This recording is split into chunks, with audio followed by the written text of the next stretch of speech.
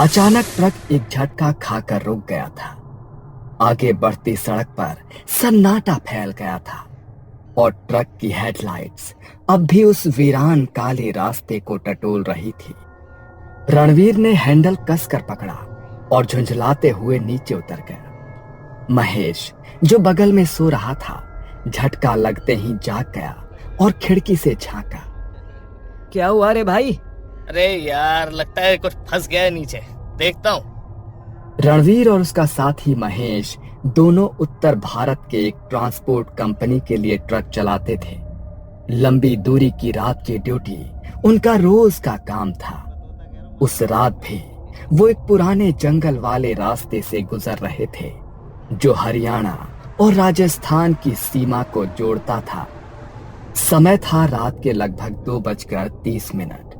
चारों ओर घना जंगल और बीच में पतली टूटी फूटी सड़क। ट्रक के हेडलाइट्स के अलावा कहीं कोई रोशनी नहीं थी। रणवीर गाड़ी चला रहा था और महेश बगल वाली सीट पर ऊँघ रहा था। अबे, ये कौन सा रास्ता पकड़ लिया है तूने? ये तो बड़ा सुनसान है। अरे ये शॉर्टकट है, जल्दी पहुंच जाएंगे, डर मत, जंगल है, भूत नहीं। लेकिन शायद रणवीर को नहीं पता था कि इस जंगल में सिर्फ पेड़ नहीं रहते थे। अचानक ट्रक से एक अजीब सी खड़खड़ाहट की आवाज हुई और इंजन बंद हो गया। ट्रक वहीं रास्ते के बीचों बीच रुक गया। लो, कर लो बात, अभी सर्विस करवाई थी, ये क्या हो गया? रणवीर नीचे उतरा और बोनट खोलने लगा। महेश भी साथ उतरा, लेकिन उसका ध्यान अचानक दाहिनी ओर खिंचा। सड़क के किनारे झाड़ियों के बीच एक सफेद कपड़ों में लिपटी कोई औरत झुकी हुई बैठी थी। उसके बाल खुले थे और चेहरा ढका हुआ था। भाई भाई, ऊपर आजा जल्दी। क्या हुआ अब? रणवीर भाई, वहाँ कोई बैठा है, औरत है शायद, सफेद कपड़ों में, मगर हिल भी नहीं रही है। देख, देखना। रणवीर ने देखा तो पहले हंसा, लेकिन जब उसने ध्यान से देखा तो वो आकृति बिल्कुल भी हिल नहीं रही थी। अरे, साया लग रहा है, मगर जो भी है उतरना जरूरी है, ट्रक स्टार्ट नहीं होगा तो अटक जाएंगे। महेश डर के मारे सीढ़ियां चढ़कर कैबिन में घुस गया और दरवाजा बंद कर लिया। रणवीर अब ट्रक के नीचे झुककर खराबी ढूंढने लगा। अंधेरे में टॉर्च की हल्की रोशनी में वो कुछ तार टाइट करने लगा। महेश ट्रक के कैबिन में चुपचाप बैठा था। उसकी नजरें अब भी वहीं अटकी थी जहां वो सफेद आकृति बैठी थी, पर तभी वो हिली। सफेद साड़ी में लिपटी वो परछाई एकदम झटके से खड़ी हो गई, जैसे किसी ने ऊपर से खींचकर उसे उठा दिया हो। उसकी हरकतें अजीब थी, बिल्कुल इंसानों जैसी नहीं थी। उसकी गर्दन एक तरफ अजीब ढंग से झुकी हुई थी, जैसे टूट चुकी हो। महेश की सांसें थम गई। वो उसे देख ही रहा था, तभी उसने अपना चेहरा उठाया। चेहरे पर काले बिखरे बाल जो आंखों से लेकर होठों तक झूल रहे थे। चेहरा नहीं दिखा, सिर्फ साया, और वो सीधा ट्रक की ओर धीरे धीरे बढ़ने लगी। कोई आवाज नहीं, पर उसके चलने से पेड़ के नीचे गिरी सूखी पत्तियां चरमराने लगी। हर कदम के साथ पत्तों की आवाज और भी करीब आती जा रही थी। भाई, ये क्या देख रहा हूँ मैं? वो जैसे आंखें झपकाना ही भूल गया, पर अचानक उस औरत ने महेश की ओर सीधा देखा, ऐसे जैसे वो समझ गई हो कि वो उसे घूर रहा है, और तभी उसकी चाल तेज हो गई। महेश ने कांपते हाथों से ट्रक का हॉर्न बजाने की कोशिश की, पर उंगलियां सुन्न पड़ चुकी थीं। साहस जुटाकर वो चिल्लाया, आ! भाई, वो आ रही है, कोई है वहां, सफेद साड़ी में, जल्दी कर। रणवीर जो ट्रक के नीचे था, उसके कानों में महेश की घबराई हुई आवाज गूंजी। उसने झट से पेचकस नीचे रखा और थोड़ा मुड़कर देखा। उसकी तिरछी नजर से ट्रक के ठीक सामने दो सफेद पांव दिखाई दिए, लेकिन वो जमीन पर नहीं थे। कुछ इंच ऊपर हवा में तैर रहे थे और वो आकृति झुककर ट्रक की ओर बढ़ रही थी। रणवीर का चेहरा पसीने में भीग चुका था, लेकिन ट्रक को स्टार्ट करना अब जरूरी था। रणवीर अब तक सबसे डरावना अनुभव झेल रहा था।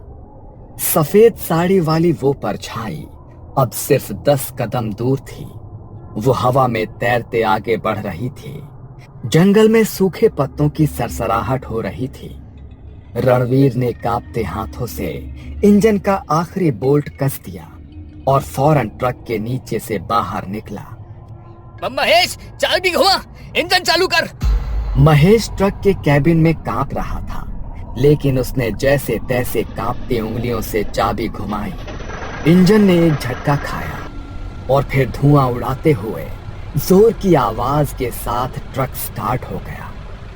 रणवीर की सांसें जैसे वापस आई। वो सीधा दौड़ पड़ा ट्रक की ओर और उसके ठीक सामने वो औरत अब दिखाई दे रही थी।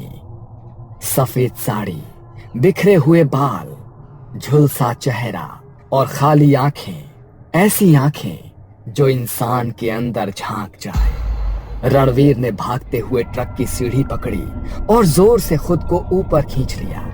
महेश ने एक झटके में गियर डाला और एक्सीलरेटर पूरी ताकत से दबा दिया। ट्रक जोरदार आवाज के साथ आगे बढ़ा। जब दोनों को लगा कि अब बच गए, रणवीर ने एक नजर पीछे डाली। ट्रक के शीशे से वो देखता है कि वो औरत अब सड़क के बीच खड़ी है और वो उनको ही देख रही है। देखते ही देखते उसकी गर्दन पीछे मुड़ गई, जैसे वो सामने से किसी को आते देख रही थी। भाई, ये क्या था? लेकिन जैसे ही रणवीर ने पलटकर महेश की तरफ देखा और 2 सेकंड बीते, वो औरत शीशे से गायब हो चुकी थी। दोनों ने एक दूसरे को देखा। सांसें अभी भी तेज थी, पर दिल को तसल्ली थी कि पीछा छूट गया। लेकिन नहीं, ट्रक तेजी से जंगल की सड़क पर दौड़ने लगा। दोनों की सांसें तेज थी और चेहरे पर पसीना।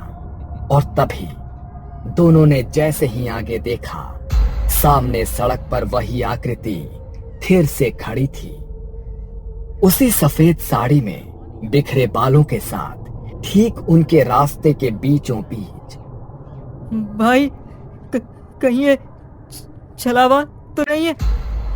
महेश ने जैसे तैसे गियर बदला और ट्रक आगे बढ़ा।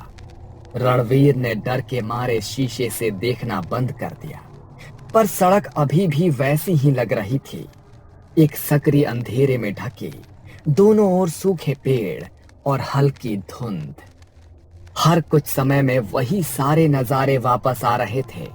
वही मोड़, वही पेड़ और वही मोड़ पर खड़ी वो औरत। भाई, हम ये रास्ता पार कर चुके थे ना? हाँ, पर ये फिर से कैसे? सड़क बदल नहीं रही थी। उनके मोबाइल में भी कोई सिग्नल नहीं आ रहा था ताकि वो मैप देख सके। और जैसे ही ट्रक ने अगला मोड़ काटा, वो औरत फिर सामने, वही सफेद साड़ी, वही खुले बाल, लेकिन वो इस बार ट्रक के करीब आ रही थी, तेज तेज। उसके पैर अब हवा में नहीं थे, वो दौड़ रही थी।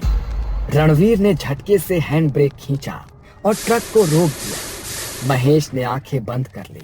सामने अचानक कुछ नहीं था, चारों तरफ घुप सन्नाटा। फिर कुछ लाल बूंदें फ्रंट ग्लास पर गिरी। दोनों ने देखा, लाल रंग, खून की बूंदें। महेश, तूने भी देखा? ट्रक के ऊपर कुछ चल रहा है। ट्रक की छत पर भारी कदमों की आवाजें। कोई झुककर ट्रक को देख रहा था ऊपर से। रणवीर ने कुछ पल के लिए आंखें बंद की और कुछ बुदबुदाया। ओम नमः शिवाय, ओम नमः शिवाय, ओम नमः शिवाय। महेश भी धीरे धीरे हनुमान चालीसा बोलने लगा। तभी सब शांत। किसी ने मानो छत से छलांग लगाई हो। धप। महेश ने फिर ट्रक चालू किया। ट्रक अब धीरे धीरे आगे बढ़ रहा था। आगे पीछे कुछ दिखाई नहीं दे रहा था, बस वही टूटी सड़कें, वही मुड़े हुए पेड़ और पीछे अंधेरे में कहीं गायब होती वो सफेद साड़ी वाली परछाई। रणवीर और महेश दोनों का चेहरा पीला पड़ चुका था। आंखें नींद से नहीं, डर से लाल थी। भाई, ये जगह हमें छोड़ ही नहीं रही है। ये तो पक्का चला हुआ है। हमें कोई उपाय निकालना पड़ेगा यार, नहीं तो ये रास्ता हमें खा जाएगा। महेश ने गियर बदला। तभी रणवीर को एक पुरानी बात याद आई। उसके ताऊ जी भी ट्रक चलाते थे और उन्होंने एक बार बताया था, अगर कभी रास्ता भटका दे कोई छाया तो ट्रक से नीचे मत उतरना। जहाँ जगह मिले गाड़ी रोकना और उसमें नीम की सूखी टहनी और सरसों के दाने रखकर जैसे को तैसा कह देना।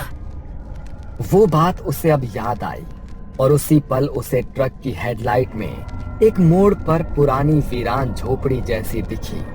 रुक, वहीं चल, शायद वहीं से कुछ मिल जाए। महेश डरते डरते ट्रक मोड़ता है और ट्रक उस वीरान झोपड़ी के पास लाकर रोकता है। चारों ओर अजीब सा सन्नाटा, जैसे जंगल भी सांस रोके हो। रणवीर ने जेब से नींबू और हल्दी की एक छोटी थैली निकाली। ट्रक ड्राइवरों के बीच ये आम बात है, वो अक्सर बुरे समय के लिए रखते हैं। महेश वहीं ट्रक के अंदर माला पकड़कर हनुमान चालीसा पढ़ने लगा। रणवीर झोपड़ी के आसपास गया और उसे एक नीम का सूखा पेड़ दिखा। उसने नीम की टहनी तोड़ी और ट्रक के बगल में एक छोटी लोहे की थैली में सरसों के दाने रखकर चलाया। वो टहनी बीच में रखकर जोर से बोला, जिसे जो चाहिए वो ले ले, पर रास्ता छोड़ दे। अब तू भी चला जा और हमें भी जाने दे। उसके शब्द जंगल में गूंज उठे और उसी पल हवा थम गई। महेश ने फिर से ट्रक शुरू किया। हेडलाइट तेज जलने लगी, मानो बिजली वापस लौट आई हो। पर तभी ट्रक के पीछे कड़कड़ की आवाज आई, जैसे कोई नाखूनों से मेटल को खुरच रहा हो। रणवीर दौड़ते हुए ट्रक में चढ़ा और दरवाजा बंद किया। पीछे देखा, वही औरत, चेहरा झुलसा हुआ, आंखें अब काली और बालों से खून टपक रहा था। वो अब ट्रक के पीछे खड़ी घूर रही थी। भाई, बचा ले, बचा ले।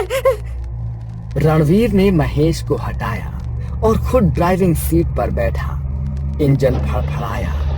एक बार स्टार्ट नहीं हुआ, दो बार भी नहीं, तीसरी बार जैसे किसी अदृश्य ताकत ने धक्का दिया हो। ट्रक स्टार्ट हो गया। वो दोनों चिल्लाते हुए, जय बजरंगबली। रणवीर ने क्लच छोड़ा और ट्रक पूरी ताकत से उस झोपड़ी वाले मोड़ से बाहर निकला। पीछे देखा, वो औरत अब उसी जगह खड़ी थी, पर एक जलती हुई आग की रेखा उसे ट्रक के पास आने से रोक रही थी। रणवीर ने थके गले से कहा, चलावा वहीं बंद गया है, कुछ तो सही किया है हमने।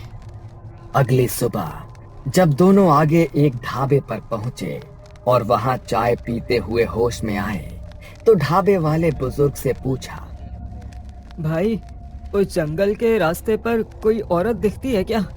बुजुर्ग रुका और फिर कहा, बहुत साल पहले एक दुल्हन को उसी रास्ते में दहेज के लिए जलाया गया था।